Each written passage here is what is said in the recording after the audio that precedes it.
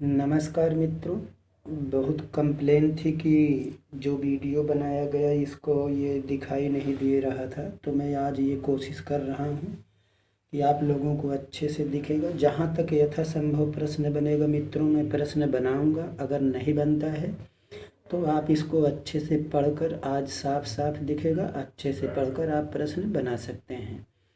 और ये आपके टीजीटी, पीजीटी, नेट और UP TET, C TET, super TET समस्त परीक्षाओं में जो रचनाएं पूछी जाती हैं, निश्चित रूप से इसमें से आपसे कहीं बाहर नहीं जाएंगी इस बुक से। और एक बार ये बुक हम आपको दिखा देते हैं मित्रों। ये बुक है आपका हिंदी साहित्य का इतिहास, हिंदी साहित्य का सरल इतिहास, और इसके लेखक हैं मित्रों ये विश्वनाथ त्रिपाठी जी हैं। तो इस तरह से हम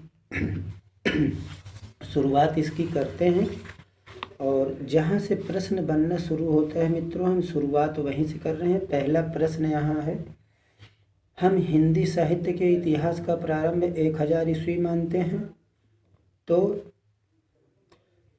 तो ये 1000 ईस्वी जो मानते हैं मित्रों, ये 1000 ईस्वी विश्वनाथ त्रिपाठी जी जिन्होंने ये बुक लिखा है, इन्होंने अपने हिसाब से माना है, यानी इन्होंने 1000 ईस्वी से शुरुआत किया है। और उसके बाद यहाँ पर जहाँ तक आदिकाल का प्रश्न है, तो ग्रियर्सन ने आदिकाल का दूसरा नाम क्या दिया? चारण काल। मिश्र बंधुओं ने प्रारंभिक काल, राहुल जी ने सिद्ध सामंत काल, हजारी प्रसाद द्विवेदी ने आदिकाल। तो हम इसे याद कर सकते हैं कि चरणों से गिरना मिश्र बंधुओं ने प्रारंभ किया, चरणों से गिरना मिश्र बंधुओं ने प्रारंभ किया। तो चरणों से चारण काल, गिरना ग्रियर्सन मिश्र बंधुओं ने प्रारंभ किया, यानी प्रारंभिक काल। अब यहाँ पर आप देख लीजिए, ये है आदि ने हजारों बार राहुल को सिद्ध होने का उपाय बताया। ठीक है, तो आदि ने हजारों बार राहुल से सिद्ध होने का उपाय बताया। तो ये हो गया। अब रामचंद्र शुक्ल के अनुसार ये आपका कालखंड कैसे बांटा गया है, हम इसको देख लेते हैं। तो आदिकाल वीर गाथा काल भी कहा जाता है। 1050 से संवत है ये, संवत 1050 से संवत 1375 तक। पूर्व मध्यकाल यानी इसी को भक्ति काल भी कहते हैं, 1375 से 1700 तक। उत्तर मध्यकाल इसी को हम रीतिकाल के नाम से जानते हैं, 1700 से 1900 तक। और आधुनिक काल यानी गद्य काल तो 1900 से अब तक। तो 1050, 1375, 1719, 1050, 1375, 1719, तो 1700, 1900 ये। अब यहाँ से इसके बाद ये आपका प्रश्न क्या बनता है मित्रों, नाथों सिद्धों की भाषा को गुलेरी जी ने क्या कहा है? तो नाथों सिद्धों की भाषा को गुलेरी जी ने पुरानी हिंदी कहा है। पुरानी हिंदी से उनका तात्पर्य क्या था? तो पुरानी हिंदी से उनका तात्पर्य परिनिष्ठित अपभ्रंश से विकसित या अपभ्रंशोत्तर भाषा से था। तो इस तरह से। और यहाँ पर एक जो है ये आपका देखिए, आदि काल को अपभ्रंश और हिंदी का संधि काल भी कहा जाता है। आदि काल को क्या कहा जाता है? तो हिंदी और अपभ्रंश का संधि काल कहा जाता है। अब ये है आपका आदिकाल 1050 से 1375 ईस्वी, इसे शुक्ल जी ने माना है। और ये 1000 से 1400 ईस्वी, इसको माना है जो है वो विश्वनाथ त्रिपाठी जी ने। इसके बाद ये है आपका, यहाँ प्रश्न बनेगा मित्रों कि संदेश रासक का रचयिता कौन था? तो अद्दाहमाण या अब्दुर रहमान। ये नाम से अपने इस्लाम धर्मावलंबी था, किंतु इसकी रचना पर इस्लाम का प्रभाव नहीं के बराबर है। अब इसके बाद हम यहाँ चर्चा करेंगे सिद्ध कवियों की।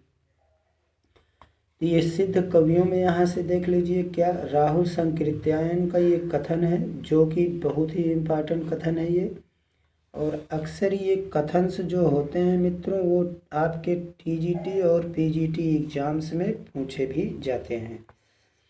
तो हम देख लेते हैं राहुल जी ने कहा क्या है, बौद्ध धर्म अपने हीनयान और महायान के विकास को चरम सीमा तक पहुंचाकर अब एक नई दिशा लेने की तैयारी कर रहा था, जब उसे मंत्रयान, वज्रयान या सहजयान की संज्ञा मिलने वाली थी। तो यहाँ से हम लोग देख लेंगे कि मंत्रयान, वज्रयान, सहजयान की संज्ञा जब मिलने वाली थी तो वह नई दिशा लेने की तैयारी कर रहा था। फिर यहाँ प्रश्न बनता है मित्रों की सिद्धों का संबंध किससे था? तो सिद्धों का संबंध वज्रयान से था। सिद्धों की संख्या कितनी थी? तो सिद्धों की संख्या 84। प्रथम सिद्ध कौन था? तो प्रथम सिद्ध सरापा। सरापा किस शताब्दी से संबंध रखते थे? तो 8वीं शताब्दी से। सहजयान का प्रवर्तक किसे कहा जाता है? तो ये सारे क्वेश्चन बहुत इंपॉर्टेंट हैं, आप लोग जानते हैं। टीजीटी पीजीटी के लिए जो नए लोग हैं वो नए लोग और अच्छे से इसको पढ़ेंगे। तो सहजयान का प्रवर्तक किसे कहा जाता है? तो सरापा को ही कहा जाता है। और सिद्धों की रचनाओं की भाषा शैली क्या है? तो ये है मित्रों, सिद्धों की भाषा शैली संधा थी। फिर इसके बाद है संधा कैसी भाषा है, किस प्रकार का संकेत करने वाली है? तो प्रतीक भाषा का संकेत करने वाली है। इस भाषा शैली का उपयोग किसने किया? नाथ लोगों ने किया। कबीर आदि ने निर्गुण संतों की इसी भाषा शैली को क्या कहा जाता है? तो इसी भाषा शैली को, मतलब संधा भाषा शैली को कबीर आदि निर्गुण संतों ने उलटबासी कहा है। अब इसके बाद यहाँ है नाथ कवि मित्रों। तो 84 सिद्धों की जो सूची मिलती है उनमें कई नाम नाथों के भी हैं। तो यहाँ नाथ पंथ को गोरखनाथ शिव के रूप में माने जाते हैं। नाथ पंथ में गोरखनाथ किस रूप में माने जाते हैं? तो शिव के रूप में। या शिव के रूप में कौन माना जाता है नाथ पंथ में? तो गोरखनाथ। और गोरखनाथ क्या थे? तो शैव थे। गोरखनाथ ने हठ योग का प्रवर्तन किसको लेकर किया? तो पतंजलि के योग को लेकर उन्होंने हठ योग का प्रदर्शन किया था। अब यहाँ मित्रों आपका उनका सिद्धांत है ये गोरखनाथ जी का, जोई जोई पिंडे सोई ब्रह्मांडे। इसका मतलब हुआ कि जो जो शरीर में है वही ब्रह्मांड में है। फिर इसके बाद यहाँ पर है कि इन्होंने संधा भाषा का प्रयोग गोरखनाथ ने भी किया था। नाथों का निवास स्थान कहाँ था? तो मध्य प्रदेश, यानी मध्य देश का पश्चिमोत्तर भाग। और गोरखनाथ किसके शिष्य थे? तो मत्स्येंद्र नाथ या मच्छंदर नाथ के शिष्य। ये यूपी टेट वगैरह में भी पूछा जाता है मित्रों। मच्छंदर नाथ जलंधर नाथ के शिष्य थे। अब इसके बाद ये है कि राहुल सांकृत्यायन गोरखनाथ का समय कब माने हैं? तो 10वीं शताब्दी राहुल जी ने माना है इनका समय। रामचंद्र शुक्ल क्या मानते हैं कि पृथ्वीराज के चौहान के समय का गोरखनाथ का समय मानते हैं। और हजारी प्रसाद द्विवेदी इन्हें 10वीं शताब्दी मानने के पक्ष में हैं। तो इस तरह से हम देखते हैं ये जैन मतावलंबी। तो जैन आचार्यों में यहाँ हम मेन केवल ये देख लेते हैं कि हेमचंद का, जैन आचार्य हेमचंद कौन आचार्य थे, किस धर्म से संबंध था? तो जैनाचार्य थे। इनका समय क्या था? तो 12वीं सदी था। इन्होंने पुस्तक क्या लिखा? तो प्राकृत व्याकरण। और मेरुतंग ने 13वीं सदी में क्या लिखा? प्रबंध चिंतामणि। तो मित्रों हम एक बार प्रश्न बता देते हैं तो आप उसको वैसे दूसरे प्रश्न बना सकते हैं कि जैन आचार्य हेमचंद्र का समय क्या है। तो यहाँ भी बनाया जा सकता है कि मेरुतुंग का समय क्या है? तो मेरुतुंग 13 और जैनाचार्य हेमचंद 12वीं। ठीक है। अब मेरुतुंग ने प्रबंध चिंतामणि में लिखा। जो इंदु का समय 10वीं शताब्दी है। राम सिंह का लगभग ये 12वीं शताब्दी है। ये भी दोनों जैन कवि थे, जो इंदु राम सिंह। पौराणिक काव्य धारा में अपभ्रंश के महान कवि स्वयंभू आते हैं। पौराणिक का मतलब पुराणों से संबंधित रचनाएं इन्होंने किया था, जिन्होंने राम कथा को आधार बनाकर पौंचरी की रचना की। पौंचर्यु किसकी रचना है? तो यहाँ स्वयंभू की रचना है। पौंचर्यु का विषय क्या है? तो पौंचर्यु का विषय राम कथा से संबंधित है। स्वयंभू किस शताब्दी में हुए थे? तो स्वयंभू 8वीं सदी के कवि थे। फिर पौंचर्यु जायसी के पद्मावत और तुलसीदास के रामचरितमानस की तरह कड़वकबद्ध है। तो इसका शैली है मित्रों ये कड़वकबद्ध। और अपभ्रंश के प्रसिद्ध कवि पुष्पदंत ने 10वीं में यानी 10वीं शताब्दी में महापुराण की रचना की थी। और इसके बाद जो है इनमें पुष्पदंत का ही ये भी है नागकुमार चरित और जसहर चरित। इसके बाद मित्रों हम देखते हैं ये कनकामर मुनि हैं। तो कनकामर मुनि 11वीं सदी, इनका रचना का नाम है करकंड चरित। भविष्य दत्त कथा है। तो भविष्यत या भविष्य दत्त कथा नामक अपभ्रंश है। ये अपभ्रंश कथा काव्य है, धनपाल ने लिखा 10वीं शताब्दी में। लक्ष्मीधर 14वीं शताब्दी में प्राकृत पैंगलम लिखा, ये संकलित रचना थी। संकलित का मतलब संकलन किया गया था। हेमचंद 12वीं शताब्दी प्राकृत व्याकरण, पीछे हम लोग पढ़ चुके हैं। फिर इसके बाद यहाँ है मित्रों ये आपका राउरवेल। तो राउरवेल 11वीं सदी, संदेश रासक 13वीं सदी। ये लौकिक श्रृंगारी काव्य थे। राउरवेल या संदेश रासक, राउरवेल और संदेश रासक किस प्रकार के थे? तो लौकिक श्रृंगारी काव्य और प्रामाणिक तौर पे थे। और इसके बाद है यहाँ पे कि संदेश रासक का किसी भारतीय भाषा में रचित इस्लाम धर्मावलंबी कवि की प्रथम रचना है। इसका मतलब यह हुआ मित्रों कि ये जो संदेश रासक नामक रचना है ये इस्लाम धर्म का कवि था, लेकिन इसने अपनी रचना में इस्लाम का प्रभाव नहीं होने दिया है। संदेश रासक कितने प्रक्रमों में है? तो जैसे अध्याय होता है ऐसे संदेश रासक 3 प्रक्रम में है। यानी जैसे आप लोग जानते हैं ये इसमें कुछ लोग सर्ग में लिखते हैं, कुछ लोग खंड में लिखते हैं, कुछ लोग समय में लिखते हैं। जैसे पृथ्वीराज चौहान समय में है। तो संदेश रासक 3 प्रक्रम में विभाजित है और 223 छंद हैं। एक संदेश काव्य है। और राउरवेल का रचयिता रोडा नामक कवि था, जिसने जो है किसी राजा के अंतापुर में रहने वाली विभिन्न प्रदेश की रानियों का वर्णन किया है। यहाँ मित्रों आपका प्रश्न बनेगा कि किसी राजा के अंतापुर में रहने वाली विभिन्न प्रदेश के रानियों का वर्णन किस रचना में किया गया है? तो राउरवेल में। ठीक है। अब इसके बाद है ये मित्रों यहाँ पर हम लोग ये देखते हैं कि प्राकृत पैंगलम में विद्याधर द्वारा रचित किसी राजा संभवतः जयचंद की प्रशंसा की गई है। और सारंगधर द्वारा रचित हमीर रासों में राजा हमीर की प्रशंसा की गई है। अब इसके बाद जो है ये आपका इसमें प्रश्न जो है मित्रों नहीं रहता। ये एक आपका नीति परक यहाँ पर दोहा दिया गया है। इसमें धर्म, वीर, श्रृंगार, नीति सभी प्रकार के दोहे हैं। तो मुझे नहीं लगता ये आप लोगों के लिए इम्पॉर्टेंस है। हम लोग अगला पेज देखते हैं। तो ये है वीर गाथा काव्य। इसमें मित्रों ये अपभ्रंश काल के प्रमुख छंद थे। दोहा, पदधड़िया, गेयपद अपभ्रंश काल के प्रमुख छंद थे। वीर गाथा काल। तो पंडित रामचंद्र शुक्ल ने आदिकाल के तृतीय प्रकरण को वीर गाथा काल कहा है। पंडित रामचंद्र शुक्ल ने आदिकाल को वीर गाथा काल किस प्रकरण को कहा है? तो तृतीय प्रकरण को कहा है।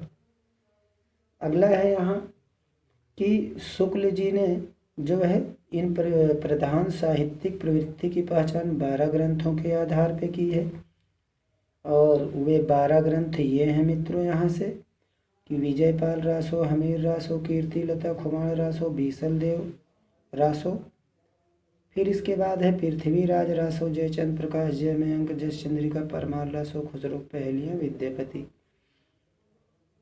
यद्यपि इनमें से आपका ऐसे प्रश्न नहीं बनेगा, लेकिन इसमें से बनेगा तो आपको केवल ऐसे दे देगा कि विजयपाल रासो, हमीर रासो, कीर्तिलता और एक रचना आपको दे दिया संदेश रासक। निम्न में से कौन सा रामचंद्र शुक्ल के 12 ग्रंथ में शामिल नहीं है? तो इसलिए इस दृष्टि से इसे हमें पढ़ना है। विद्यापति का समय है 14वीं 15वीं शताब्दी। कीर्तिलता, कीर्तिपता का पदावली 3 रचनाएं हैं इनकी। और उसके बाद नरपति नाल द्वारा रचित बीसल देव रासो प्रामाणिक रूप में उपलब्ध है। तो विद्यापति की 3 रचना उपलब्ध है प्रामाणिक रूप में और बीसल देव रासो भी। यहाँ कीर्ति पताका अभी तक संपादित होकर प्रकाशित नहीं हुई है। तो ये है आपका कि यहाँ प्रश्न बनेगा कि विद्यापति की कौन सी रचना अभी तक संपादित होकर प्रकाशित नहीं हुई है, तो वो कीर्ति पताका है। हम कह सकते हैं कि विद्या की कीर्ति, ये है विद्या की कीर्ति की पताका अभी तक फैली नहीं है, प्रकाशित नहीं है। बीसल देव रासो का पाठ माता प्रसाद गुप्त द्वारा संपादित प्रकाशित है। कुछ लोग इसे 13वीं सदी की रचना मानते हैं, कुछ 16वीं की। और ये जगनिकित परमाल रासो आल्हा के रूप में पहचाना जाता है। आल्हा क्या है? तो आल्हा एक लोक गान है। अब यहाँ नेक्स्ट हम देखते हैं मित्रों कि परमाल और पृथ्वीराज के समकालीन 12वीं सदी यानी विजयपाल रासो के रचयिता का नाम नल्ल सिंह है। मिस्र बंधुओं ने इसका रचना काल 14वीं सदी माना है, यानी विजयपाल रासो का समय है 14वीं सदी रचना काल है ये। हमीर रासो जयचंद प्रकाश जय मयंक जस चंद्रिका उपलब्ध नहीं है। यहाँ प्रश्न बन सकता है मित्रों कि हमीर रासो जयचंद प्रकाश जय मयंक जस चंद्रिका और पदावली निम्नलिखित में कौन सी रचना उपलब्ध नहीं है, कौन सी रचना उपलब्ध है? तो पदावली उपलब्ध है, ये तीनों उपलब्ध नहीं है। हमीर विषयक एक पद्य प्राकृत पेंगलम में मिलता है। फिर खुमार रासो के रचयिता दलपति विजय हैं। फिर इसके बाद है, और ये रचना कब की है? 17वीं सदी के आसपास की। खुमार रासो 17वीं सदी के आसपास। अब इसके बाद ये है आपका मित्रों पृथ्वीराज रासो आदिकाल का सर्वाधिक प्रसिद्ध काव्य है। प्रमाणिकता पर जो संदेह करने वाले हैं, पृथ्वीराज रासो की प्रमाणिकता पर संदेह किन्होंने किया है देख लीजिए। गौरी शंकर हीराचंद रामचंद्र शुक्ल, ये दो लोगों ने प्रमाणिकता पे संदेह किया है। ये इम्पॉर्टेंट क्वेश्चंस है। गौरी शंकर हीराचंद ओझा एक व्यक्ति का नाम है, रामचंद्र शुक्ल दूसरे का नाम है। और इन्होंने दोनों लोगों ने यानी गौरी शंकर रामचंद्र की प्रमाणिकता पर संदेह किस पर? पृथ्वीराज रासो। और श्याम सुंदर दास मोहनलाल विष्णु पांड्या प्रमाणिक मानने वाले हैं। यानी श्याम और मोहन का पृथ्वी प्रमाणिक है। इसका मतलब हुआ श्याम और मोहन की पृथ्वी से मतलब पृथ्वीराज रासो प्रमाणिक मानते हैं। और इसके बाद ये क्या है? गौरी शंकर और रामचंद्र का पृथ्वी प्रमाणिक नहीं है, यानी उन्होंने संदेह किया है। फिर ये गौरी शंकर ओझा के अनुसार पृथ्वीराज रासो 1600 विक्रम के आसपास लिखा गया। इसमें से और एक प्रश्न ये आपका मित्रों मेन है, बहुत ही इम्पॉर्टेंट है कि हजारी प्रसाद द्विवेदी ने इसे क्या कहा है? तो हजारी प्रसाद द्विवेदी ने चंद के रासों की रचना को सुख सुखी संवाद कहा है। क्या कहा है मित्रों? सुख सुखी संवाद। अब इसके बाद है पृथ्वीराज रासो काव्य परंपरा का काव्य है। इसमें मिलता क्या क्या है? तो चरित काव्य आख्यायिका के लक्षण मिलते हैं। रस वीर और श्रृंगार इसके प्रमुख रस हैं। वीर अंगी रस यानी मुख्य रस वीर ही माना जाएगा। प्रश्न बनेगा पृथ्वीराज रासो का मुख्य रस क्या है? तो वीर रस है।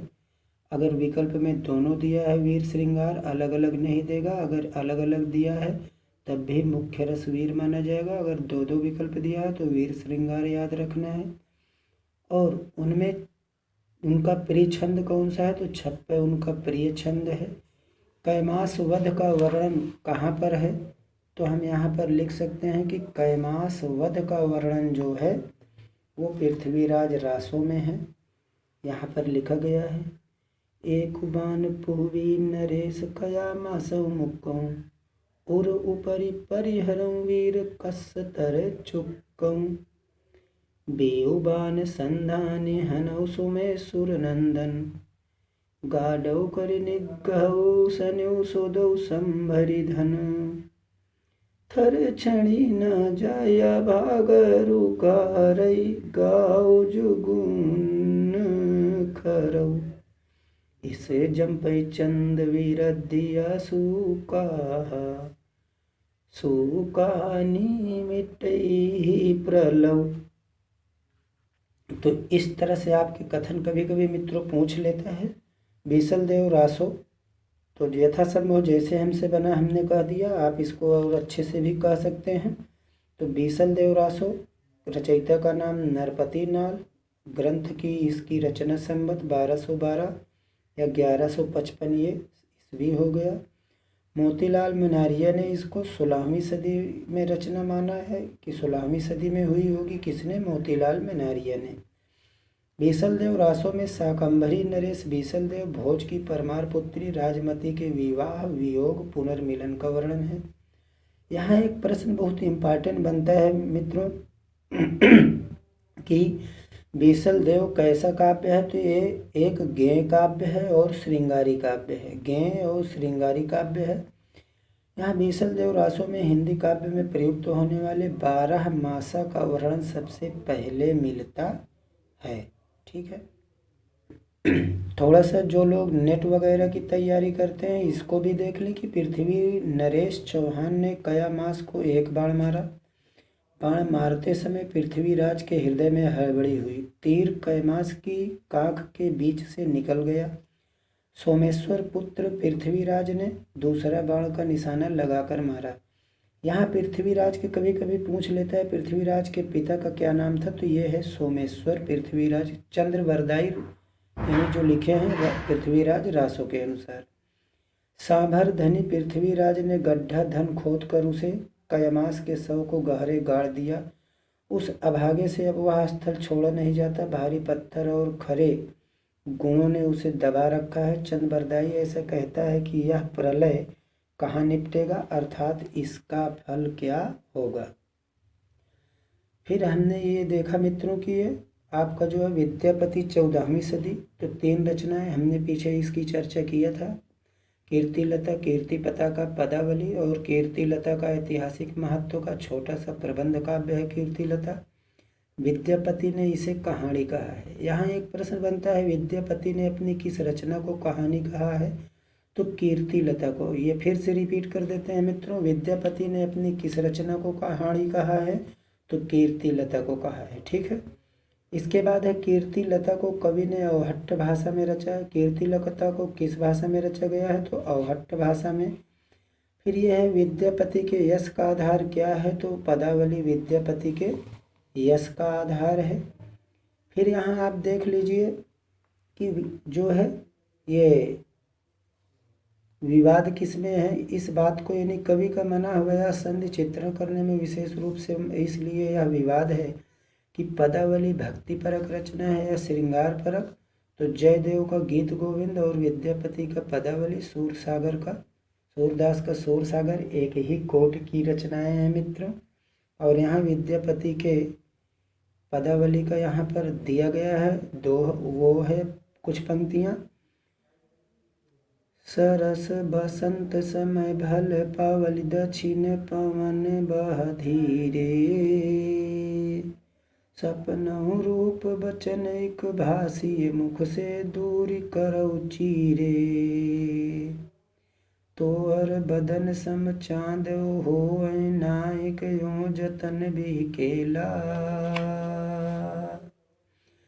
कै बेरी काटी बनावल नौकै तयो तुलित नहीं भेला।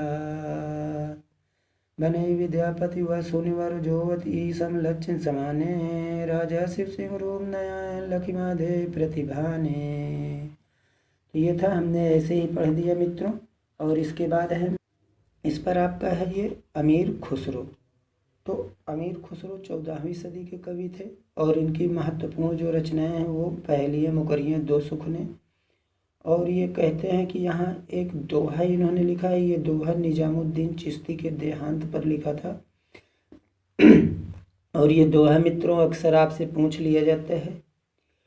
गोरी सोवे सेज पर मुख पर डारे केस। चल खुसरो घर आपने रैन भई चहु देश। खुसरो रैन भई चहु देश। तो इस तरह से अमीर खुसरो के साथ मित्रों आदिकाल वहाँ समाप्त हुआ। मैंने पहले बताया सरल इतिहास है और ये ख़ास तौर से ऐसे लोगों के लिए है जो नए तैयारी कर रहे हैं। लेकिन जो लोग ये चाहते हैं कि हम इसको पढ़कर एक बार रिपीट कर दें तो आप, इसीलिए मैं वीडियो बनाया कि एक बार आप सुनकर उसको अच्छे से रिपीट कर लें। तो ये है भक्ति काल। विश्वनाथ तिवारी के हिसाब से 1400 से 1700 ईस्वी, और यहाँ पर उन्होंने जो है ये 1375 संवत से 1700, ये 1400 से 1700 है, और ये 1375 से 1700 ये शुक्ल के अनुसार है, और ये विश्वनाथ त्रिपाठी के अनुसार। यहाँ पर एक बहुत ही 3 क्वेश्चंस इम्पॉर्टेंट है मित्रों। रामचंद्र शुक्ल के अनुसार भक्ति भावना का कारण भारत में आक्रमणकारी मुसलमान होने को विजेता माना जाता है। यानी भारत में आक्रमणकारी मुसलमान जो विजेता थे वो आए, वे आक्रांता थे, इसीलिए भक्ति भावना का प्रादुर्भाव हुआ, ऐसा रामचंद्र शुक्ल मानते हैं। जबकि यहाँ पर जो है वे यह मानते हैं कि अपने पौरुष से हताश हिंदू जाति के लिए, ये भी उन्हीं का कथन है, अपने पौरुष से हताश हिंदू जाति के लिए भगवान की भक्ति और करुणा की ओर ध्यान ले जाने के अतिरिक्त दूसरा मार्ग ही क्या था। तो ये दोनों कथन रामचंद्र शुक्ल के हैं। जबकि मित्रों ठीक इसके विपरीत यहाँ हजारी जी ने क्या माना है। हजारी प्रसाद मानते हैं कि भक्ति आंदोलन भारतीय चिंतन धारा का स्वाभाविक विकास है। इस पेज में केवल मात्र एक प्रश्न है, और इसके बाद हम लोग यहाँ देखते हैं कि ये आपका भक्ति के आद्य आचार्य कहाँ के थे, तो वो कांचीपुरम के, और उनके गुरु का नाम क्या था, तो कांचीपूर्ण था। जाति के वो शूद्र थे। आलवार दक्षिण के प्रारंभिक भक्त कवि थे, और उनमें से एक महिला भक्त थी जिनका नाम आंदाल था। और दक्षिण मीरा की किसे कहा जाता है, तो दक्षिण की मीरा भक्त कवि आंदाल को कहा जाता है। यहाँ से इस टाइप से प्रश्न मिलते हैं मित्रों। और रामानुजाचार्य 11वीं शताब्दी विशिष्टाद्वैत दर्शन। इसके बाद यहाँ पर ये आपका प्रश्न बना है, कहा जाता है कि ये भक्ति द्राविड़ उपजी लाए रामानंद। तो यहाँ पर ये रामानंद जो है 1400 से 1470 इनका समय है, और रामानुज की ही परंपरा के आचार्य थे। कौन? रामानंद। रामानंद किस परंपरा के आचार्य थे, तो रामानुज परंपरा की। अगले पेज पर देखते हैं, तो अगला यहाँ पर है श्री संप्रदाय। श्री संप्रदाय के आचार्य रामानुज हैं, और कहा जाता है कि लक्ष्मी ने इन्हों को ये उपदेश दिया था, और इसी आधार पर इन्होंने अपने मत का प्रवर्तन किया, इसलिए इनके संप्रदाय को श्री संप्रदाय कहते हैं। रामानंद कहाँ उत्पन्न हुए थे? प्रयाग में। और इनके गुरु का क्या नाम था, तो मित्रों इनके गुरु का नाम तो रामानंद के गुरु का नाम क्या था, तो रामानंद के गुरु का नाम राघवानंद था। फिर इसके बाद है यहाँ पे ये ऐसे रामानंद जी गुरु हुए, रामानंद जी ऐसे धर्म प्रचारक हुए जिन्होंने अवर्ण सवर्ण स्त्री पुरुष राजा रंग सभी को अपना शिष्य बनाया। इस पर भी प्रश्न आपका बनता है कि भक्ति काल का ऐसे कौन सा जो है भक्ति प्रचारक था जिसने सभी को अपना शिष्य बनाया, तो उसका उत्तर रामानंद होता है। फिर इसके बाद यहाँ देख लीजिए इनके जो 12 प्रसिद्ध शिष्य हैं, तो इनके 12 प्रसिद्ध शिष्य कौन कौन से हैं, तो ये हैं 12 प्रसिद्ध शिष्य। रैदास कबीर धन्ना सेना पीपा भावानंद नरहरया सुखानंद अनंतानंद सुरसुरानंद पद्मावती। तो इस प्रकार से ये है। और सुरसुरी, तो यहाँ पर आप ये देख लीजिए सुरसुरी जो है, सुरसुरी एक मीन्स स्त्री थी। बाह्य संप्रदाय ब्रह्म संप्रदाय, इसके संस्थापक मध्वाचार्य थे। फिर है रुद्र संप्रदाय, प्रवर्तक विष्णु स्वामी थे। फिर इसके बाद है आपका सनकादिक संप्रदाय, तो यहाँ पर निम्बकाचार्य। यहाँ एक प्रश्न आपका बनेगा मित्रों, इस पर से अक्सर पूछ भी लिए जाते हैं। खैर तो हम कह सकते हैं 2-2 नींबू पा के सनक गया। तो 2-2 नींबू का मतलब द्वैत संप्रदाय, ठीक है। द्वैत संप्रदाय, 2-2 का मतलब द्वैत संप्रदाय। और ये आपका सनकादिक संप्रदाय, इसके प्रवर्तक निम्बाकाचार्य थे। अब इसके बाद यहाँ देख लीजिए कि राधा वल्लभी संप्रदाय के प्रवर्तक कौन थे, तो गोसाई हित हरिवंश। इनका जन्म कब हुआ था, तो ये आपका 1502 ईस्वी में। कहाँ हुआ था, तो मथुरा के पास। मथुरा के पास किसका जन्म हुआ, तो ये है हित हरिवंश जी का। और हित हरिवंश पहले क्या थे, तो मध्वानुयायी थे। बाद में क्या हो गए, तो बाद में ये राधा की प्रधानता इनके अब इसके बाद मित्रों ये है कुछ सूफी संतों ने, यहाँ पर आप देख लीजिए, हम सूफी संत ही पढ़ रहे हैं। अल्लाह का अर्थात मैं ही ब्रह्मा हूँ की घोषणा किसने किया? तो सूफी संतों ने। अब यहाँ पे सूफी साधना के अनुसार मनुष्य के 4 विभाग हैं। कौन कौन? नफस माने इंद्री। इस पर से भी प्रश्न आपका पूछ लेता है मित्रों कि आत्मा निम्नलिखित में से किसका अर्थ है? तो दे देगा ऐसे नफस, अक्ल, कल्ब, रूह। तो हमें मालूम रहना चाहिए नफस इंद्री, अकल बुद्धि या माया, कल्ब माने हृदय और रूह का मतलब आत्मा। अब यहाँ पे हमारा जो प्रश्न जहाँ से बन रहा है मित्रों, हम केवल उतनी ही चर्चा कर रहे हैं। फिर कहा आचार्य शुक्ल इसीलिए जैसी आदि सूफी कवियों को कबीर, सूर, तुलसी की कोटि में रखा था। राबिया जैसी महिला साधिका प्रसिद्ध है, यानी सूफी संतों में ये राबिया भी शामिल थी, जैसे उधर आंडाल थी। मुल्ला दाऊद, ये इनका समय 1379 है। हिंदी के प्रथम सूफी काव्य हैं। तो हिंदी का प्रथम सूफी काव्य किसे कहा जाता है? मुल्ला दाऊद को। उनका समय 1379 था। और उसके बाद यहाँ पे सूफी साधना के 4 संप्रदाय प्रसिद्ध हैं। कौन कौन से? तो ये चिश्ती संप्रदाय, सोहरावर्दी, कादरी और नक्शबंदी। हिंदी का सूफी काव्य किस भाषा में मिलता है? तो मित्रों अवधी भाषा में मिलता है। प्रेम की पीर अब की व्यंजना किसकी विशेषता है? तो ये सूफी कवियों की विशेषता है।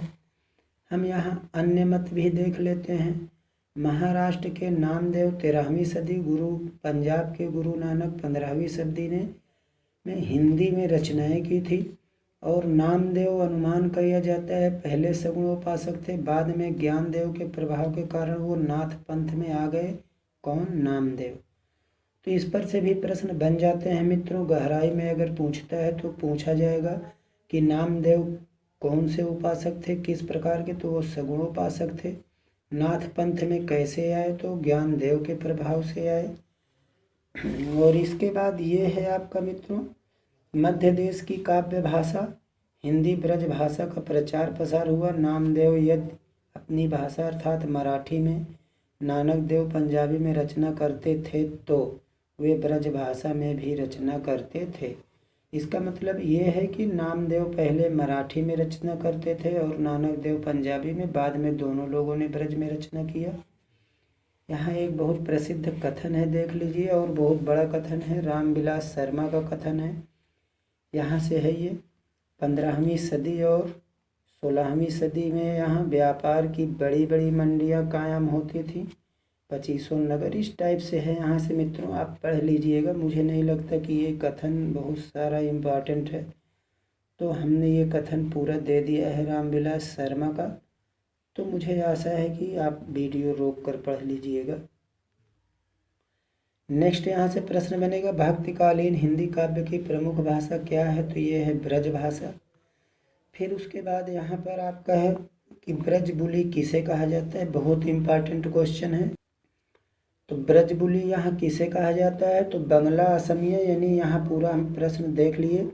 बंगाल असम में ब्रज भाषा प्रभावित बंगला असमिया को ब्रजबुली कहा गया था। ठीक है, ब्रज भाषा प्रभावित बंगला और असमिया भाषा, यानी बंगला भाषा प्लस असमिया भाषा और प्लस ब्रज भाषा से ये प्रभावित रहती थी, तो उसी तीनों को मिलाकर ब्रजबुली कहा जाता था। यहाँ फिर अगला है राहुल जी ने पौंचर्यू की भाषा में कुंजी के शब्दों को अवधि कहा है। फिर उसके बाद यहाँ है आप देख लीजिए, ये है गेय पदों की दोहा चौपाई में निबद्ध कड़वकबद्धता। फिर उसके बाद है गेय पदों की रचना परंपरा हिंदी में सिद्धों से प्रारंभ होती है। बहुत ही इम्पॉर्टेंट प्रश्न है ये कि गेय पदों की रचना, गेय पदों की परंपरा हिंदी में कहाँ से प्रारंभ होती है? तो गेय पदों की परंपरा हिंदी में सिद्धों से प्रारंभ होती है। हमें ये याद रहना चाहिए कि हम ये विश्वनाथ त्रिपाठी जी को पढ़ रहे हैं, हिंदी साहित्य का सरल इतिहास। फिर आपके मित्रों प्रश्न यहाँ से बनते हैं, देख लीजिए। दोहा चौपाइयों की परंपरा कहाँ से मिलने लगी? तो सराहपा से मिलने लगी। सराहपा ने कोई प्रबंध काव्य नहीं लिखा था। सबसे बड़ी चीज़ ये है कि हमारा वो पहला कवि थे हमारे हिंदी के। फिर यह जायसी पूर्व अवधि कवियों के भी अनेक काव्य चौपाई दोहे में कड़वकबद्ध शैली में है। कड़वकबद्ध शैली क्या है मित्रों? तो वो चौपाई लिखी जाती है 5 पंक्ति या 7 पंक्ति, उसके बाद एक दोहा रख दिया जाता है। इसी क्रम को हम कड़वकबद्ध कहते हैं। भीम कवि का दंगवई पुराण, सूरजदास का एकादशी कथा, पुरुषोत्तम का जैमिनी पुराण। इनमें से इम्पॉर्टेंट तो नहीं है, ये एक टीजीटी पीजीटी सभी में क्वेश्चन आता है। यूपी टेट सुपर टेट ईश्वर दास का सत्यवती कथा। और आगे देखिए कि ये दोहों की परंपरा में अपभ्रंश में मिलने लगती है। सराहपा का दोहा कोश प्रसिद्ध है और दोहा नाम से आदिकाल में ढोला मारू रदूहा प्रबंध काव्य भी मिलता है। ढोला मारू रदूहा, जिसके लेखक मित्रों कुशल लाभ थे। आप लिख सकते हैं कुशल, यहाँ पर हम अगर बुक में ही लिख दें ऐसे तो ये हो गया कुशल, ऐसे लिख लीजिए लाभ। फिर इसके बाद यहाँ पर है पृथ्वीराज रासों में छंद बहुत जल्दी जल्दी बदलते हैं ये, लेकिन सूर और तुलसी में भी छंद परिवर्तित किया है, लेकिन जल्दी नहीं। केशव की रामचंद्रिका में बहुत जल्दी जल्दी छंद परिवर्तित हुए हैं। तो यहाँ 2 रचनाएं मित्रों हम लोगों ने पढ़ा, पृथ्वीराज रास और रामचंद्रिका, दोनों में बहुत जल्दी जल्दी छंद बदले गए हैं। अब इसके बाद यहाँ पर हम देखते हैं मित्रों, ये आचार्य शुक्ल जी ने जो है निर्गुण काव्य सगुण काव्य का उल्लेख किया और 2 धाराएं मानी थी, ज्ञानाश्रयी शाखा प्रेमाश्रयी शाखा, और इनकी जो है सगुण की 2, राम भक्ति और कृष्ण भक्ति शाखा। इस पे से भी मित्रों प्रश्न पूछ लिया जाता है कि जो है कुल जो कितनी शाखाएं थी भक्ति काव्य में, तो कुल आपके 4 शाखाएं हैं, ज्ञानाश्रयी प्रेमाश्रयी और कृष्णाश्रयी राम भक्ति काव्य। यानी सबसे पहले हो गया निर्गुण और सगुण, तो 2 हो गया। इन दोनों के 2 तो कुल 6 भी हो सकता है, लेकिन मेन यहाँ 4 है, ज्ञानाश्रयी प्रेमाश्रयी राम भक्ति शाखा कृष्ण भक्ति शाखा। तो इस पे से भी प्रश्न पूछ लिया जाता है। अब हम यहाँ चर्चा करते हैं कबीर। तो इनका जन्म 1398, मृत्यु 1518। इनको पालन पोषण अली या नीरू नामक जुलाहा ने जो है किया था। इसके कबीरदास जी के बारे में बहुत सारी घटनाएं मित्रों हम लोगों को मालूम है कि ये कैसे पैदा हुए थे। अब कबीर का मृत्यु कहाँ हुई थी, तो मगहर जिला बस्ती में, यानी 1518 हमने सन देख लिया, लेकिन हमें ये चीज़ मालूम रहना चाहिए कि कबीर की मृत्यु मगहर में हुई। ये सब लोग जानते हैं। मगहर जिला कहाँ है, तो वो बस्ती जिला में है। फिर इसके बाद वे किसके शिष्य थे, तो रूप में प्रसिद्ध हैं, तो रामानंद के। रामानंद जो है उनके दोनों के राम अलग अलग हैं। कुछ लोग शेख तकी को, सूफी संत को कबीर का गुरु बताते हैं, लेकिन इसकी पुष्टि नहीं होती है। फिर यहाँ आप देख लीजिए मित्रों, बहुत ही ये इम्पॉर्टेंट ये भी रचना है कबीर, यानी आचार्य हजारी प्रसाद द्विवेदी द्वारा लिखा गया एक निबंध है कबीर। फिर इसके बाद यहाँ हम लोग देख लेते हैं वाणी का, कबीर की वाणी का संग्रह बीजक है, 3 भाग हैं, साखी शबद रमैनी। अब यहाँ देख लीजिए साखी कैसे है, दोहों में रमैनी और शबद ब्रज भाषा में है, रमैनी और शबद गेय पद हैं, ठीक है। तो साखी जो है दोहों में है, शबद जो है पदों में है, रमैनी जो है चौपाइयों में, इस तरह से भी मिलता है कहीं कहीं। तो साखियों में पूर्वी का प्रयोग अधिक है।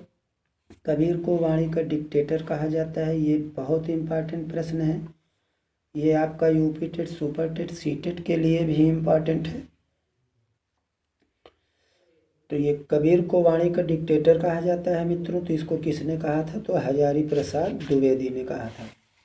फिर हम लोग अगला पेज देख लेते हैं। यहाँ से कबीर तथा अन्य निर्गुण संतों की उलट बांसियाँ प्रसिद्ध हैं। उलट बांसियों का पूर्व रूप हमें कहाँ मिलता है, किसकी भाषा में, तो हम इसकी चर्चा किए थे मित्रों। सिद्धों की संधा भाषा में मिलता है। और उसके बाद इस पेज में कोई प्रश्न नहीं है। फिर यहाँ हम लोग देख लेते हैं नाद बिंदु कुंडलिनी खड़ चक्र भेदन। ये कबीर काव्य का अंतः साधनात्मक रहस्यवादी पक्ष है। और यहाँ आप देख लीजिए कबीरदास से 3 कथन हैं, इनको हम देख लेते हैं। कुशल कुशल ही पूछते कुशल रहा ना कोई, जरा मुई ना भय मुआ कुशल कहाँ ते होय। चलती चाकी देख कर दिया कबीरा रोय, 2 पाटन के बीच में साबुत बचा न कोय। तो ये है मित्रों, एक थोड़ा सा आपको देख लीजिए दोहा कैसे पढ़ते हैं। मान लीजिए जो पुराने हैं जानते हैं, नए लोग भी सीख लें। सतगुरु हम सूरी कर कहा एक परसंग,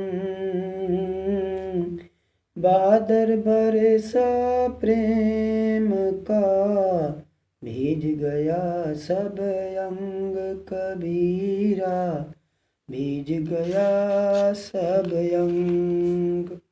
तो हम लोग नेक्स्ट पेज देख लेते हैं मित्रों। यहाँ हम लोग आ गए रैदास पर। तो ये हैं आपके रैदास जी। तो 1388 और 1518। 1388 में जन्म है, 1518 में मृत्यु है। रैदास भी रामानंद के शिष्य कहे जाते हैं। 15वीं सदी उनका समय रहा होगा। वेरी मोस्ट इम्पॉर्टेंट क्वेश्चन है मित्रों, मीराबाई रैदास की शिष्य थी। प्रश्न बनता है कि मीराबाई के गुरु कौन थे, तो रैदास थे। बहुत इम्पॉर्टेंट प्रश्न, और ज़्यादातर ये छोटी मोटी परीक्षाओं में आजकल अक्सर पूछ रहा है। फिर उसके बाद है यहाँ पर रैदास के कुछ पद कहाँ संग्रहित हैं, यहाँ भी प्रश्न बन जाएगा। रैदास के कुछ पद कहाँ मिलते हैं, तो आदि गुरु ग्रंथ साहब में। अब यहाँ कुछ फुटकल पद सतबानी में भी मिलते हैं। अब इसके बाद यहाँ हम लोग देखते हैं, ये है गुरु नानक जी। तो गुरु नानक का जन्म 1469 ईस्वी में हुआ था तलवंडी गांव में। 1538 में इनका मृत्यु हुई थी। पिता का नाम क्या था, कालूचंद। इस पर भी प्रश्न कई बार आ चुका है मित्रों कि नानक जी के पिता का नाम क्या था, तो कालूचंद था। नानक के माता का नाम क्या था, तो तृप्ता देवी। इनकी पत्नी का नाम क्या था, सुलक्षणा देवी। और इन्होंने किस धर्म का परिवर्तन किया, तो इन्होंने ये गुरु नानक ने सिख धर्म का परिवर्तन किया था। अब इसके बाद यहाँ पर हम लोग अगला प्रश्न ये है आपका मित्रों, देख लेते हैं कि आदि गुरु ग्रंथ साहब के अंतर्गत महला नामक प्रकरण में इनकी वाणी संकलित है। तो इनकी वाणी का मतलब क्या हुआ, गुरु नानक की वाणी। ठीक है, गुरु नानक की वाणी कहाँ संकलित है, तो आदि गुरु ग्रंथ साहब के अंतर्गत महला नामक प्रकरण में। ये इनकी रचनाएं हैं जपू जी, आसादीवार, रहिरास, सोहिला। और इनके उत्तराधिकारी कौन कौन है परंपरा में, गुरु अमरदास जन्म 1479, रामदास जन्म 1514 ईस्वी, गुरु अर्जुन तो जन्म 1563, गुरु तेग बहादुर जन्म 1622, 10वें गुरु गोविंद सिंह जन्म 1644। और गुरु गोविंद सिंह ने अनेक ग्रंथों की रचना की थी। अब यहाँ हम दादू दयाल को देख लेते हैं। 1544 में मृत्यु हुई थी, और 1544 में जन्म हुआ था और 1603 में मृत्यु हुई थी। ठीक इसी के एक साल बाद यानी औरंगजेब का मृत्यु शायद 1703 में हुई थी मित्रों। खैर, इनका मेन प्रश्न आपका यहीं से इतना बनता है। दादू की रचनाओं का संग्रह, दो शिष्यों संतदास और जगन्दास। यानी दादू की रचनाओं का संग्रह किसने किया था, संतदास और जगन्दास ने। फिर आपका यहाँ पर प्रश्न है मित्रों, ये किस नाम से किया था, हरडेवाणी नाम से। फिर कालांतर में यानी कुछ समय बाद में रज्जब ने इसका संपादन अंगवधू नाम से किया। तो ये इस तरह से मित्रों यहाँ पर आपका इतना प्रश्न हो गया। अब हम लोग देखते हैं, ये नेक्स्ट है। तो नेक्स्ट में है ये आपका सुंदरदास। तो सुंदरदास का जन्म 1596, 1689, 6 वर्ष की आयु में ये दादू के शिष्य हो गए थे। जन्म जयपुर के निकट देवसा नामक स्थान पर हुआ था। इनका देहांत सांगामेर 1689 में।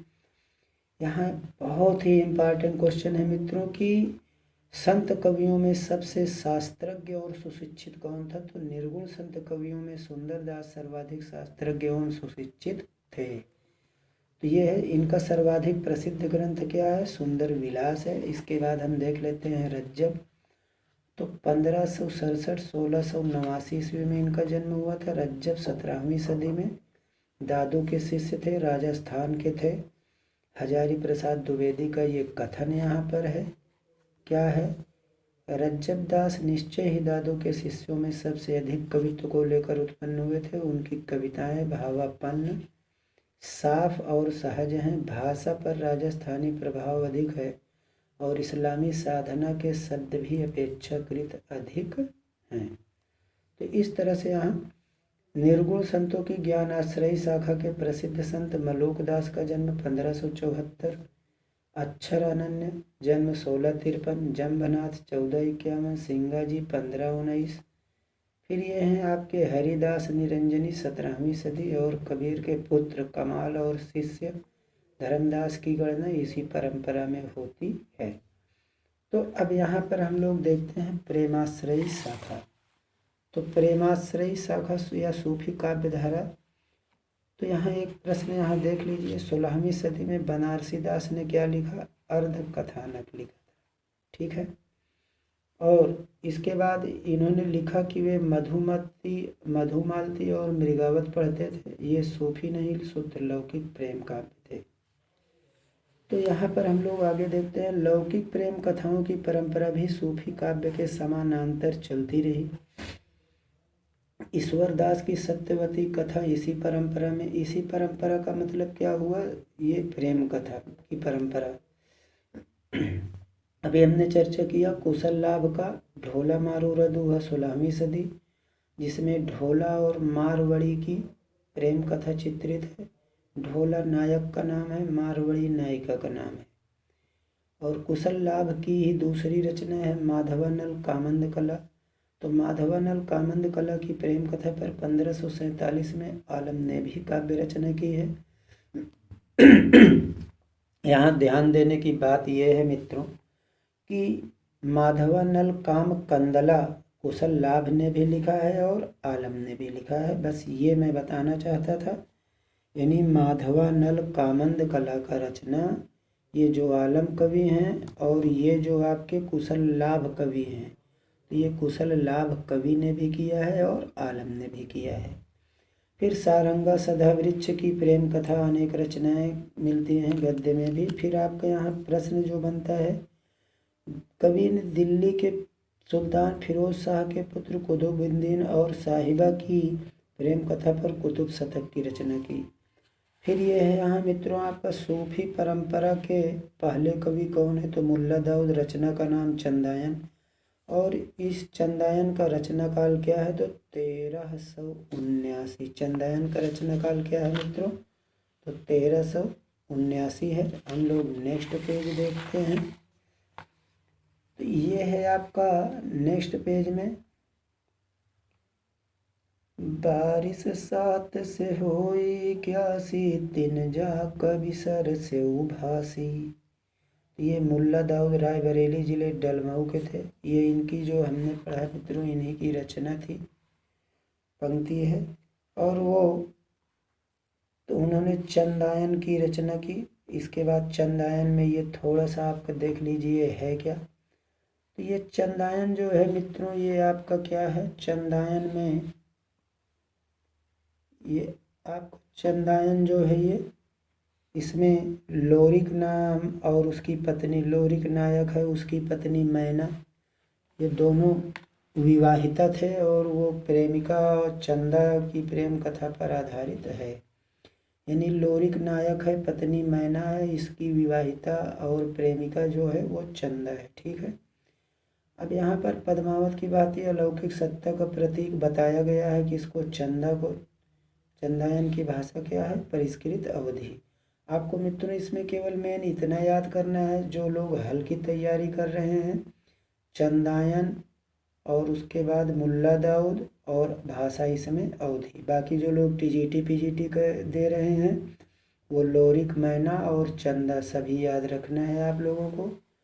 ये है कुतुबन, 1567 में जन्म हुआ और 1689 में मृत्यु। मृगावत की रचना की 909 हिजरी में, अर्थात 1503 या 4 में। सुहरावर्दी पंथ के ये ज्ञात होते हैं। तो ये जो है आपके किस पंथ के ज्ञात हो रहे हैं? तो सुहरावर्दी, ठीक है। तो इस तरह से ये आपका जो है सुहरावर्दी पंथ के। फिर पंडित रामचंद्र शुक्ल के अनुसार ये जौनपुर बादशाह हुसैन शाह के आश्रित थे। यहाँ पर एक प्रश्न बनता है, कुतुबन किसके आश्रित थे? तो बादशाह हुसैन शाह, जौनपुर के बादशाह। यहाँ मृगावत में नायक मृगी रूपी नायिका पर मोहित हो जाता है। फिर ये इस तरह से है अंत में वो शिकार खेलते हुए मारा जाता है। हम लोग अगला देखते हैं। मलिक मोहम्मद जायसी 1492 1542। तो यहाँ सूफी काव्य परंपरा के श्रेष्ठ कवि मलिक मोहम्मद जायसी हैं। ये अमेठी के निकट जायस के रहने वाले थे, इसलिए इन्हें जायसी कहा जाता है। उनकी 3 रचनाएं उपलब्ध हैं, अखरावट, आखिरी कलाम, पद्मावत। एक नवोपलब्ध रचना है, वो कान्हावत इनका माना जाता है, और कान्हावत प्रामाणिक नहीं लगती है। अखरावट में देवनागरी वर्णमाला के एक एक अक्षर को, यानी छोटा फिर बड़ा या छोटी का खा गा इस तरह से लेकर सैद्धांतिक बातें कही गई। किसमें? अखरावट। आखर माने अक्षर होता है, आप वैसे भी मित्रों जान लीजिए। आखिरी कलाम में इन्होंने कयामत का वर्णन किया है, और इनके यश का मूल आधार है पद्मावत, जिसकी रचना इन्होंने 1520 में की थी। तो ये बहुत ही इम्पॉर्टेंट चीज़ है कि पद्मावत की रचना जायसी ने कब किया था? 1520 ईस्वी में किया था। और उसके बाद कुछ लोग हालांकि इसे 1547 मानते हैं, लेकिन मुझे भी यही लगता है कि 1520 ही सही है।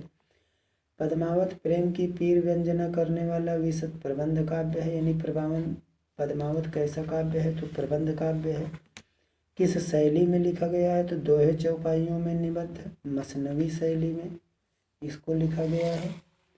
फिर ये इसमें का आप देख लीजिए, इन्होंने जो लिखा है, कीने सी नाग मुखई विष बसा, कीने सी मंत्र हरहि जेहि डसा, कीने सी कोई भिखारी कई धनी, कीने सी संपत्ति विपत्ति पुन धनी, काहू भोग भुगति सुख सारा, काहू भूख भवन दुख भारा।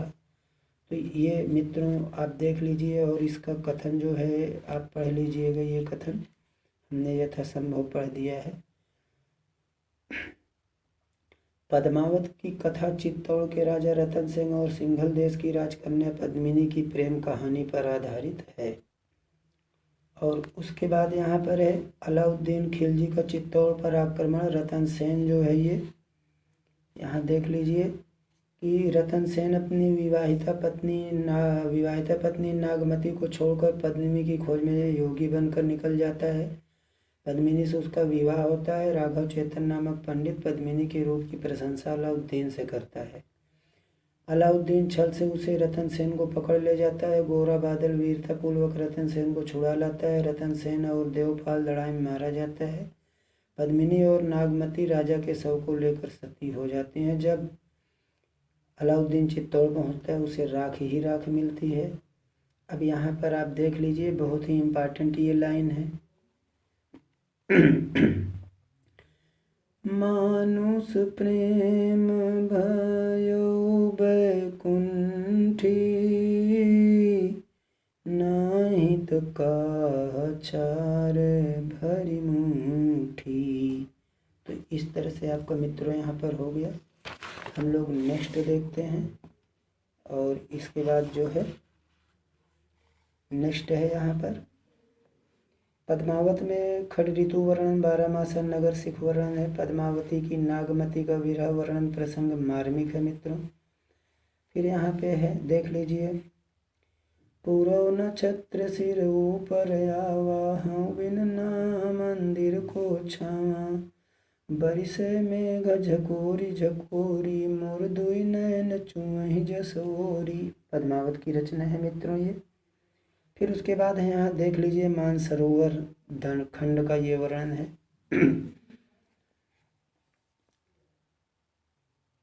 सरवर्ती पद्मिनी आई, खोप छोरी के से मुकलाई, शशिमुख अंग मलय गिरि बासा, नागिन झाँपी लीन चौपासा, नागिन झाँपी लीन चौपासा। ओ नई घटा परी जग छाहा, शशि के शरण लीन है जनुराहा, उर्बानन यस को जो न मारा, बेधि रहा सगरौ संसार, उर्बानन अस को जो न मारा। तो इस तरह से मित्रों हम देख लिए। हम यहाँ देख लेते हैं बहुत ही इम्पॉर्टेंट, इसमें से 100% एक नंबर आता है मित्रों आपका निश्चित रूप से। तो पद्मिनी परम सत्ता का प्रतीक है। पद्मिनी परम सत्ता का प्रतीक। रत्नसेन साधक, रत्नसेन साधक। राघव सेन शैतान का प्रतीक है। पद्मावत को प्रतीकात्मक काव्य कहा जाता है। और इसके बाद यहाँ है पद्मावत में हठ योग, कुंडलनी योग, रसायन साधना। और उसके बाद है यहाँ पद्मावत आपका विशुद्ध अवधि रचित काव्य है। पद्मावत की भाषा क्या है मित्रों? तो विशुद्ध अवधि। बहुत ही इम्पॉर्टेंट क्वेश्चन है ये। और फिर इसके बाद यहाँ पर आप देख लीजिए, ये जैसी का प्रिय अलंकार है। हेतु प्रेक्षा।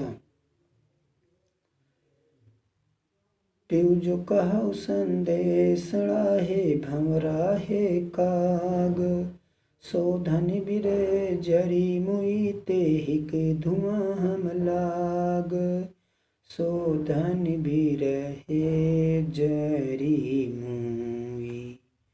इस तरह से मित्रों यहाँ रहा मंझन, हम लोग देखते हैं। तो ये है आपका मंझन, ठीक है। तो मंझन 1545 ईस्वी में मधुमालती की रचना। और इनका जो है ये मधुमालती में नायक की अप्सराएं उड़ाकर मधुमालती को चित्रसारी में पहुंचा। इनका नायक और नायिका क्या है? मनोहर और मधुमालती। इनकी प्रेम कथा के समांतर एक प्रेम कथा और चलती है, प्रेमा और ताराचंद की। तो इस तरह से मित्रों नायक की 2 पत्नियां होती हैं। भारतीय पुनर्जन्म और इस्लामवाद जो है पुनर्जन्मवाद की बात की गई है, जबकि ये इस्लाम पुनर्जन्म नहीं मानता है फिर भी। अब इसके बाद यहाँ पर है ये आपका देख लीजिए इम्पॉर्टेंट रचना है। ये है उस्मान 1613 ईस्वी में चित्रावली की रचना की है। शेख नबी ने 1619 में ज्ञानदीप लिखा था। फिर कासिम शाह 1731 हंस जवाहिर, नूर मोहम्मद 1744 इंद्रावती। और 1764 में अनुराग बांसुरी में शरीर जीवात्मा और ये लेकर रूपक बांधा है। इन्होंने चौपाई के बीच दोहे न रखकर बरवे रखे हैं। तो यहाँ ध्यान देने की बात है मित्रों, नूर मोहम्मद ने, ये जो अनुराग बांसुरी है, यहीं से आपका प्रश्न बनता है। बहुत ही इम्पॉर्टेंट प्रश्न है मित्रों कि सूफी काव्य के किस कवि ने दोहों के बीच दोहे के बाद यानी चौपाई के बाद दोहे न रखकर बरवे रखा है? तो वो है नूर मोहम्मद और रचना का नाम अनुराग बांसुरी। इस तरह से यहाँ पर हम लोग मित्रों इतना देख लिए हैं। फिर आगे देख लीजिए, थोड़ा टाइम ओवर हो रहा है, फिर भी हम कोशिश करते हैं भक्ति काल ओवर हो जाए समाप्त। सूफी कवि प्रेम की पीर या प्रेमाश्रयी धारा के कवि कहलाते हैं। इन कवियों ने प्रबंध काव्य लिखा है। ज़्यादातर भाषा अवधी है। चौपाई दोहे में कड़वबद्ध हैं। केवल यहाँ फिर से देख लीजिए, एक सूफी कवि नूर मोहम्मद ने अनुराग बांसुरी में दोहे की जगह बरवे का व्यवहार किया है। और प्रबंध काव्य मसनवी शैली में है। ये सर्गबद्ध नहीं है। तुलसीदास रामचरितमानस की रचना के लिए पद्मावत के ही काव्यात्मक रूपात्मक ढांचे को चुना। आदि ये थे राम भक्ति काव्य धारा। तो ये है राम भक्ति काव्य धारा। इसमें आपका जो मेन इम्पॉर्टेंट है मित्रों यहाँ से कि रामानंद जी राघवानंद के शिष्य थे। तो रामानंद किसके शिष्य थे? राघवानंद के। रामानुजाचार्य की परंपरा के आचार्य थे और सभी वर्णों के लोग उनके, ये हम लोग पढ़ चुके हैं। 15वीं सदी में विद्यमान योग चिंतामणि रामानंद की रचना का नाम है। राम रक्षा स्तोत्र भी उनकी रचना का नाम है। और इनके 2 पद कहाँ मिलते हैं? गुरु ग्रंथ साहिब में। तो हम लोग नेक्स्ट देखते हैं ये मित्रों वैष्णव मताब्ज भास्कर और ये श्री रामार्चन पद्धति, ये दोनों ही रचनाएं रामानंद जी की हैं। फिर इसके बाद है इनके शिष्यों की सूची आप देख लीजिए। अनंतानंद कबीर सखा सुर पद्मावती नार हरि, दीपा भवानंद रैदास धना, सेन सुर की घर हरि। सुर की घर हरि मतलब सुरसुरानंद की घरवाली। तो इसके पहले हमने चर्चा किया था मित्रों को उनकी घरवाली भी एक थी सुरासुरी कुछ इस नाम से। रामानंद के शिष्य अनंतानंद, इनके शिष्य थे कृष्णदास पैहारी, गलता नामक पर यहाँ रामानंद संप्रदाय की गद्दी। ठीक है। और इसके बाद यहाँ देख लीजिए मित्रों, ये मुल्ला दाऊद जायसी और सूफी प्रबंध काव्य का मूल ढांचा अपभ्रंश कवि स्वयंभू के पहुँचर्यु का है। फिर इसके बाद यहाँ आप देख लीजिए स्वयंभू का पहुँचर्यु किस छंद में है, तो ये है आपका पद्धड़िया छवि में छंद में। ठीक है। फिर इसके बाद है तुलसीदास की रचना, तो यहाँ तुलसीदास 1532-1623 ये इनका जन्म और मृत्यु हो गया मित्रों। फिर इसके बाद है आपका जो है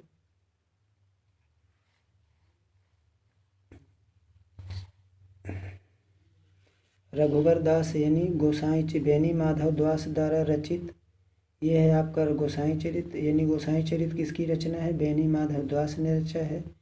और तुलसी चरित किसने रचा है, रघुवर दास ने रचा है।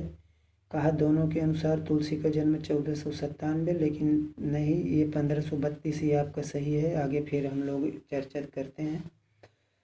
फिर इसके बाद यहाँ हम लोग ये देख लेते हैं जो इम्पॉर्टेंट है कि हनुमान बाहु से स्पष्ट है अंतिम समय में भयंकर बाहु पीड़ा से पीड़ित थे, ग्रस्त थे मित्रों।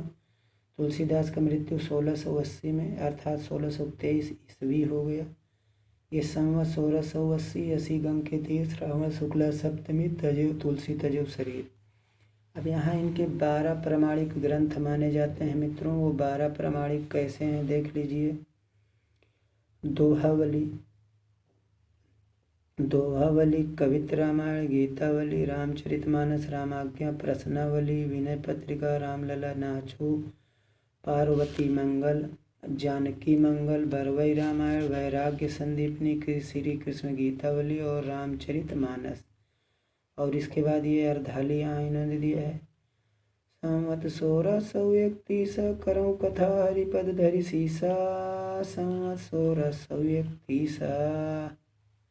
अब इसके बाद हम लोग नेक्स्ट यहाँ से देखते हैं तुलसी का काव्य वैभव। तो यहाँ से मित्रों बहुत ही इम्पॉर्टेंट ये प्रश्न आपका बन रहा है कि हिंदी का जातीय कवि किसे कहा जाता है, तो तुलसीदास को कहा जाता है। तुलसीदास ने किस भाषा में रचना की, तो ब्रज और अवधी दोनों भाषा में रचना किया। ये रामचंद्र शुक्ल का कथन है, बहुत इम्पॉर्टेंट है मित्रों इनका कथन। तो ये इस तरह से आप इनको कथन को देख सकते हैं कि इनका कथन क्या है। कहते हैं ये कि हिंदी काव्य की सब प्रकार की रचना शैली के ऊपर गोस्वामी जी ने अपना ऊंचा आसन प्रतिष्ठित किया है, यह उच्चता और किसी को प्राप्त नहीं। ये तुलसी के संबंध में इनका कथन है। और यहाँ एक चीज़ आप देख लीजिए कि रामचरितमानस की पूरी कथा शंकर जी ने पार्वती को शंका के निवारण के लिए सुनाई है। यानी रामचरित की पूरी कथा किसने कहा है, शंकर जी ने पार्वती को सुनाया है। क्यों, तो शंका के निवारण के लिए। फिर इसके बाद है यहाँ पर आपको देख लीजिए तुलसीदास ने कलयुग का वर्णन विशेष रूप से कवितावली और रामचरितमानस के उत्तर कांड में किया है। यहाँ से बहुत इम्पॉर्टेंट प्रश्न बनता है मित्रों कि कलयुग का वर्णन तुलसीदास ने किस रचना में किया है, तो रामचरितमानस के उत्तर कांड में। ठीक है। अगर ये प्रश्न आपका नहीं है मान लीजिए विकल्प, तब आप इसको लगा सकते हैं। फिर इसके बाद है यहाँ पर आप देख लीजिए ये नारी की पराधीनता का उल्लेख कैसे इन्होंने किया है, ये हम आपको पढ़ रहे हैं। कत विधि सजी नारी जग माही, पराधीन सपनेहु सुख नाही। कति विधि सजी नारी जग माही, पराधीन सपनेहु सुख नाही। कति विधि सजी नारी जग माही। इस तरह से मित्रों अब हम लोग इसके बाद यहाँ देखते हैं। यहाँ भी एक इनका कथन है। जनक सुता जग जननी जानकी, अतिशय प्रिय करुणा निधान की। तो इस तरह से मित्रों यहाँ पर आपका ये हो गया, और इसमें कोई इम्पॉर्टेंट नहीं है। ये है आपका गीतावली, कवितावली मुक्तक में है। और इसके बाद रामविलास शर्मा के अनुसार रामचरितमानस में तुलसी की करुणा समाज उन्मुख है, विनय पत्रिका में आत्म उन्मुख। यहाँ ध्यान देना है मित्रों, जो लोग टीजीटी पीजीटी से हैं, रामविलास शर्मा के अनुसार रामचरित में तुलसी की कथा समाज उन्मुख है। प्रश्न ऐसे हमारा बनेगा कि रामचरितमानस में तुलसी की करुणा समाज उन्मुख है, विनय पत्रिका में आत्म उन्मुख, किसका कथन है? तो रामविलास शर्मा जी का। ठीक है, या रामचरितमानस में तुलसी की करुणा क्या है? तो समाज उन्मुख है। और ये वर्ण अनुप्रास के कवि हैं तुलसीदास जी।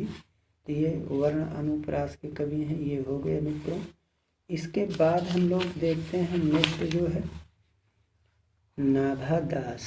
तो ये नाभादास जी को हम देख लिए। रामानंद के शिष्य अनंतानंद, उनके शिष्य कृष्णदास पयहारी, फिर उसके बाद उनके कृष्णदास पयहारी के शिष्य नाभादास।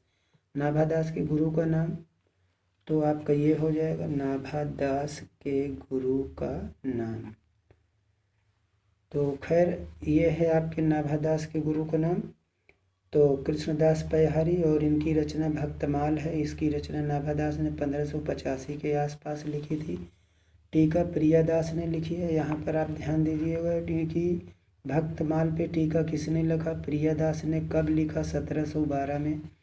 तो इसमें है क्या? 200 भक्तों का चरित्र 316 छप्पयों में वर्णित है। यहाँ पर आप देख लीजिए, कबीर कानी राखी नहीं वर्णाश्रम खट दर्शनी, यानी कबीर कानी राखी नहीं वर्णाश्रम खट दर्शनी किसने कहा है? तो कबीरदास एक के विषय में कहा गया है, नाभादास ने कहा है, नाभादास ने कहा है। फिर इसके बाद है ये कि मीराबाई के बारे में लिखा गया है। नाभादास का कथन, निरंकुश अति निडर रसिक जस रसना गायो। फिर से हम पढ़ देते हैं इसको। कबीर कानी राखी नहीं वर्णाश्रम खट दर्शनी। मीरा के बारे में, निरंकुश अति निडर रसिक जस रसना गायो मीरा। तो ये है आपका। फिर ये है प्राणचंद चौहान। राम भक्ति शाखा के कुछ उल्लेखनीय कवि प्राणचंद चौहान 17वीं सदी एवं हृदय राम। तो मित्रों एक चीज़ यहाँ से एक प्रश्न और बनता है कि राम भक्ति शाखा के अंतिम राम कवि कौन थे? तो वो प्राणचंद चौहान अंतिम राम कवि यही थे। और हृदय राम ने जो है चूँकि हनुमान नाटक लिखा है इसलिए, और इन्होंने रामायण महानाटक लिखा है, अभी हम लोग आगे देख रहे हैं, तो इसलिए ये अंतिम कवि हैं। इस पर आप देख लीजिए ये कि रामायण महानाटक जो है किसने लिखा था? तो वो रामायण महानाटक किसने लिखा? तो वो हृदय राम ने लिखा था। फिर इसके बाद आपका है क्या मित्रों कि ये जो है आपका हृदय राम 1613 में क्या लिखे थे? हनुमान नाटक। रामचंद्रिका केशवदास ने, केशवदास रामचंद्रिका 1601 में। और उसके बाद यहाँ पे आप देख लीजिए, फिर ये है तत्सुखी शाखा की स्थापना हुई थी। और उसके बाद यहाँ पर ये है कि 1703 में रामप्रिय शरणदास ने सीतायन नामक काव्य रचा था। तत्सुखी शाखा के समान स्वसुखी शाखा भी प्रवर्तित हुई। इसकी चर्चा हम लोग विस्तृत में आगे दूसरी बुक में करेंगे, जब हम लोग पढ़ेंगे अगली बुक। वल्लभाचार्य का जन्म 1477, देहांत 1503। इनके द्वारा प्रवर्तित मार्ग क्या है? पुष्टि मार्ग है। और उसके बाद हम लोग फिर ये देखते हैं वल्लभाचार्य के इसमें जो है वो कोई इम्पॉर्टेंस नहीं, तो ये ग्रंथ देख लेते हैं। तो इनके ग्रंथों में क्या है मित्रों? ये है आपका पूर्व मीमांसा, फिर पूर्व मीमांसा भाष्य, अणुभाष्य, श्रीमद् भागवत टीका, अणुभाष्य एवं मीमांसा या ब्रह्मसूत्र या भाष्य। फिर ये सूरदास को देख लेते हैं। 1478 में जन्म, 1583 में मृत्यु। इनके बारे में जानकारी कहाँ से मिलती है? भक्तमाल और 84 वैष्णवन की वार्ता से। इसमें इतना ही आपका है। फिर यहाँ आप देख लीजिए कि ये सूर का आशय शूर से है। शूर और सती मध्यकालीन भक्तों के आदर्श थे। शुक्ल जी ने शूर को एक और जयदेव, चंडीदास और विद्यापति की परंपरा से जोड़ा है, तो दूसरी ओर लोकगीतों की परंपरा से जोड़ा है। जयदेव का ये है गीत गोविंद, विद्यापति का पदावली, चंडीदास का काव्य और सूरदास का शोरसागर उसी परंपरा से जुड़े हैं। सूरदास किसके कवि हैं? वात्सल्य और श्रृंगार के कवि हैं। नेक्स्ट यहाँ आप देख लीजिए, यह पंक्ति है मित्रों, मैया मोरी मैं नहीं माखन खायो। तो पंक्तियाँ यहाँ और भी हैं मित्रों, तो हम इसको देख लेते हैं पंक्तियाँ। काहे को आरी करत मेरे मोहन यो तुम आंगन लोटी, सिखवत चलन जसोदा मैया अरबराए कर पानी गावती, डगमगात धर पैया डगमगात। यहाँ इसको सर्वप्रसिद्ध है मित्रों। फिर यहाँ हम लोग यहाँ देखते हैं इनका, बूझत श्याम कौन तु गोरी, बूझत श्याम कौन तु गोरी, कहाँ रहती का की है बेटी, देखी नहीं कौन ब्रज खोरी, बूझत श्याम कौन तु गोरी। नेक्स्ट देखते हैं। फिर यहाँ पे एक कथन है, इसको मित्रों देख लीजिएगा, टाइम बहुत ज़्यादा हो गया। मानव माई घन अंतर्दामिनी, तो ये है। फिर इसके बाद यहाँ साहित्य लहरी में दृष्टिकूट पद मिलते हैं। साहित्य लहरी की प्रामाणिकता थोड़ा संदिग्ध है। फिर यहाँ आप देख लीजिए, ये दान लीला, मान लीला, चीरहरण लोग बोलते हैं, इनमें भी ये वृत्त हैं। वल्लभाचार्य के पुत्र विट्ठलनाथ 8 कवियों को मिलकर अष्टछाप, तो ये है सूर, कुंभ, परमानंद, कृष्णदास। ये आप ऐसे या एक एक अक्षर से याद कर लीजिएगा, 2 अक्षर इसमें लीजिए, सूर कुंभ पकरी। सूर कुंभ पकरी तो मतलब सूरदास, कुंभदास, परमानंद साध और कृष्ण चीत गोविंद चतुर्भुज। तो इस तरह से हम लोग जान लेंगे। नंददास 16वीं सदी। तो यहाँ पे भक्तमाल कवि में लिखा है, भक्तमाल में क्या लिखा है? चंद्रहास अग्रज सुहृद परम प्रेम पथ में पगे। तो 252 वैष्णवन की वार्ता के अनुसार तुलसीदास के भाई थे नंददास, और यह बात प्रमाणिक नहीं मानी जाती है। और कवि गढ़िया नंददास जड़िया, तो ये है। फिर इनकी कृतियों के नाम हैं रास पंचाध्याय, सिद्धांत पंचाध्याय, भगवत दशम स्कंध, रुक्मिणी मंगल, रूप मंजरी और रस मंजरी, दान लीला, मान लीला।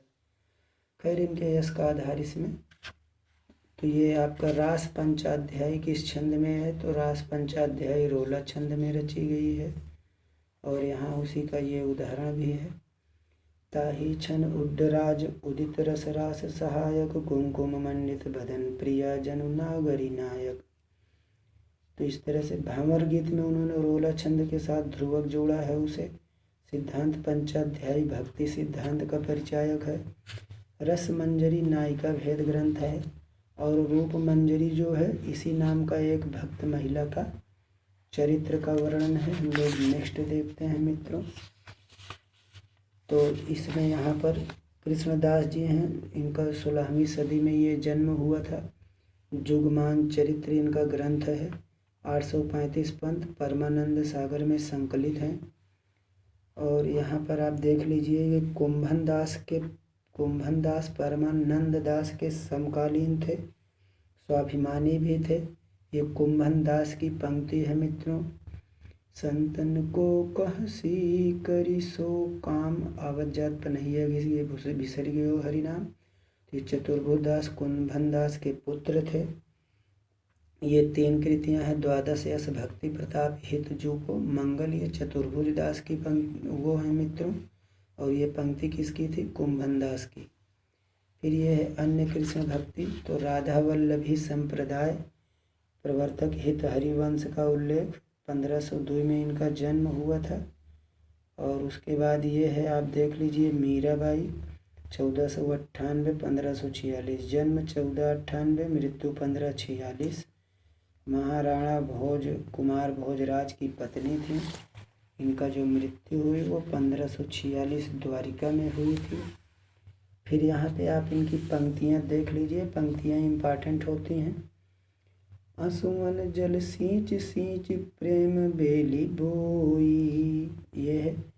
सावन मांग्यो मारो हियरा, भड़क सुण्या हरियाणरी। ये है मीरा के काव्य का मध्यकालीन नारी जीवन का बिंबित चित्र है। हम लोग मित्रों ये लास्ट पेज देख रहे हैं। ये भी इनका घायल की गति घाड़े जाने और न जाने कोई, ये रसखान जी आ गए 1548 1628, 1548 1628। 252वें स्वर्ण की वार्ता में इनका जिक्र है। और ये प्रेम वाटिका का रचना काल 1614। गोसाई विट्ठल नाथ जो है इनके शिष्य थे, यानी ये गोसाई विट्ठल नाथ के शिष्य रसखान जी थे। और इन्होंने कृष्ण का लीला गान जो है गेय पद में नहीं किया है, सवैये में किया है। अब यहाँ पर आप देख लीजिए, ये मोर पखा सिर ऊपर राखी हूँ, गुंजे की माल गरे पैरोंगी। तो गाएंगे तो मित्रों ज़्यादा देर हो जाएगा। या मुरली मुरली धरे की, अधरान धरी अधरान धरूंगी। तो ये है आपका मित्रों, यहाँ से देख लीजिए। फिर इस और इन्होंने, ये लोग भी इसी काल के कवि थे। इसमें मेन क्या है, नरोत्तम दास का सुदामा चरित, यूपी टेट, सुपर टेट, इन सभी में भी इम्पॉर्टेंट है। रहीम दास भी सभी में इम्पॉर्टेंट है, देख लें। 1556 1627 अब्दुल रहीम खान खाना, ध्यान दीजिएगा। 1627 में ये हैं और 1628 में रसखान जी मरे थे। 1556 में ये पैदा हुए हैं और 1548 में रसखान जी। पूरा नाम अब्दुल रहीम खान खाना, बरवई नाई का भेद इन्होंने लिखा है। फिर ये जो है अकबर के प्रसिद्ध सेनापति बैरम खां के पुत्र थे। और ये बरवई रामायण ध्यान मत दीजिएगा, तुलसीदास ने लिखा है, नहीं आप लोग सोचो इन्होंने लिखा है। खल भलित शेष कवि गंग भन, अमित तेज रवि रथ खस्यो, खानान खान बैरम सुवन, जबहि क्रोध करि तंग कसो। तो ये इनकी रचनाएं देख लीजिए। रहीम दोहावली, रहीम सतसई, श्रृंगार सोरठा, मदनाष्टक, रास पंचाध्यायी। इसके पहले हम रास पंचाध्यायी नंददास में भी पढ़े थे मित्रों, तो हमें कंफ्यूज नहीं होना है। इन्होंने भी लिखा है, उन्होंने भी लिखा है। और खेत कौटुकुम, यहाँ खेल या खेत कौटुकुम ज्योतिष ग्रंथ है। कभी कभी इसमें प्रश्न पूछता है कि रहीम की कौन सी रचना में ज्योतिष ग्रंथ में लिखा है, कौन सी रचना में ज्योतिष लिखा है मतलब, और या ज्योतिष से संबंधित है। तो रहीम ने तुलसी के समान अवधि ब्रज दोनों में रचना किया है। इस तरह से कोई इम्पॉर्टेंट नहीं है मित्रों। और इसके बाद हम लोग इसकी चर्चा मित्रों जो है आप देख लीजिए, इसकी चर्चा हम कल करते हैं। आज बहुत टाइम हो गया, तो ठीक है। Thank you class.